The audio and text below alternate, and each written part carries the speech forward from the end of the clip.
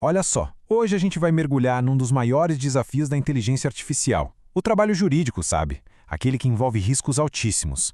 Vamos dar uma olhada no protocolo Peixoto, que é uma arquitetura que foi pensada justamente para resolver um problemão, porque as IAs mais avançadas simplesmente travam quando o assunto é um caso jurídico complexo. Então a gente começa com um paradoxo, né? Pensa bem, a gente tem modelos de IA superpoderosos que escrevem código, criam poesia, mas na hora de encarar a complexidade, as nuances de um processo judicial, eles escorregam. Mas por que será que isso acontece?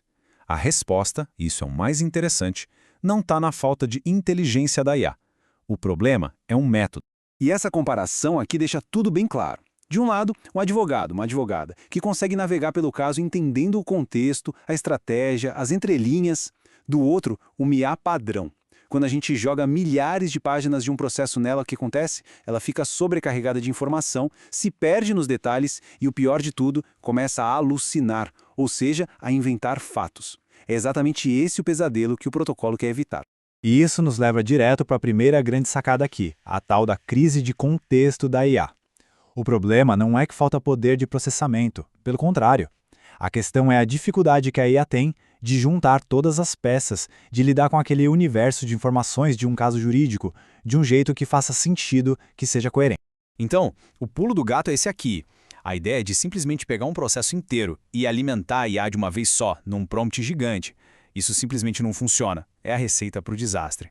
Pensa assim, é como mandar alguém ler uma enciclopédia de cabo a rabo e depois perguntar um detalhezinho.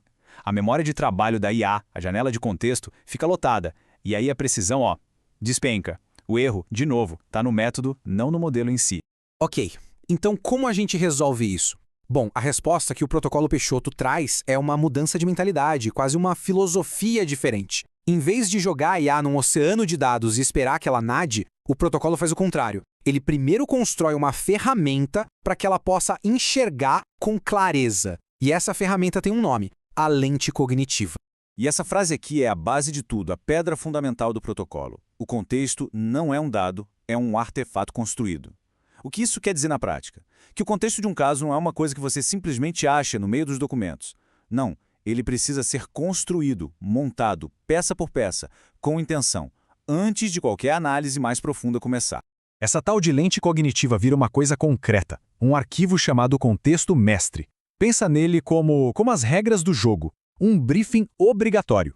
Nenhuma informação nova, nenhuma prova, nada é analisado pela IA sem antes passar por esse filtro. E isso força a IA a pensar de um jeito diferente. Ela passa a fazer uma análise relacional, ou seja, ela compara cada nova informação com a estrutura do caso que já foi definida, em vez de ficar perdida numa análise solta, sem rumo. Beleza, mas como é que se constrói esse tal de contexto mestre? Aí que tá. O protocolo propõe uma estrutura que funciona para qualquer área do direito, com base em 4 dimensões que são universais. Vamos entender como isso funciona na prática. Então, essas 4 dimensões basicamente criam um mapa do caso. Primeiro, a topografia, que responde onde a gente está pisando. É direito ambiental, o cliente é o réu.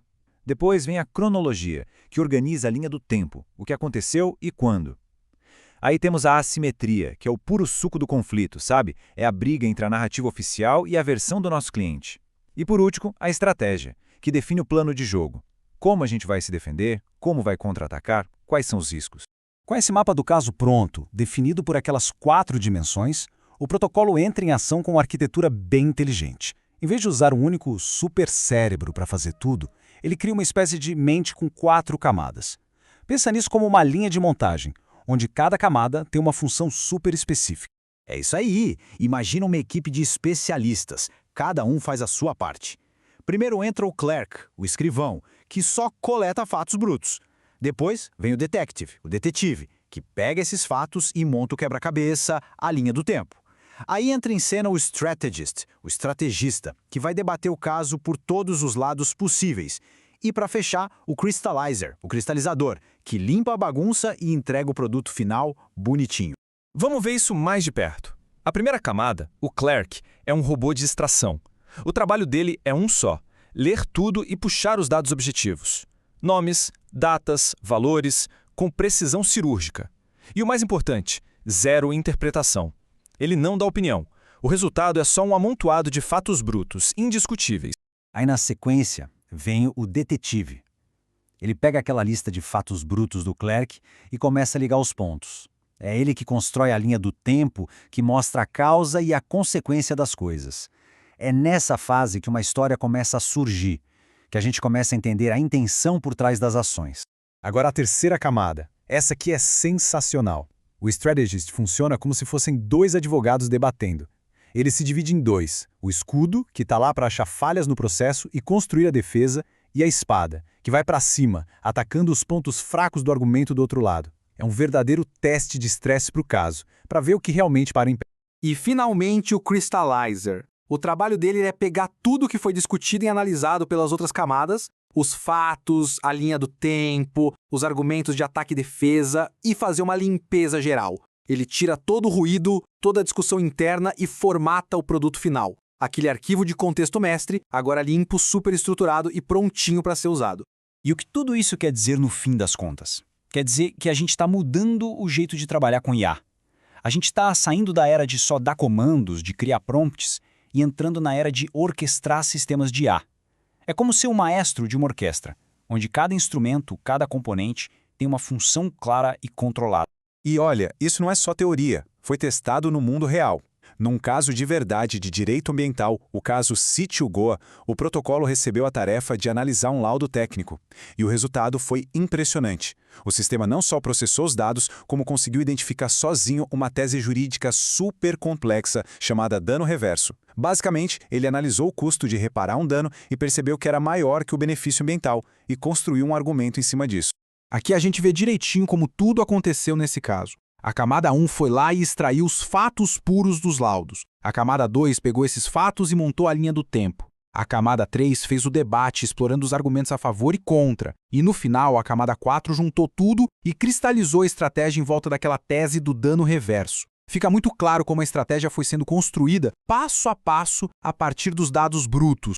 Isso tudo deixa uma pergunta no ar, para a gente pensar. Será que o futuro da IA, principalmente nessas áreas super especializadas como o direito, não é sobre ter modelos cada vez maiores, mas sim sobre ter protocolos melhores? Talvez o segredo não seja mais força bruta, mas mais inteligência na hora de organizar o trabalho.